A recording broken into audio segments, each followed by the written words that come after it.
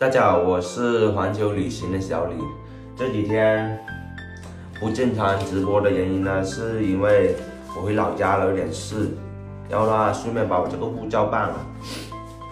办完呢，他还要等7个工作日内才能拿到。本来想办好了就让他寄到日喀则那边，没想到他寄不了，没办法，只能在广东省内才能寄得了。出了外省就寄不了了，所以只能在老家等。然后这几天也是不正常直播啊，到了日喀则再正常直播吧。小号播，给你们加油！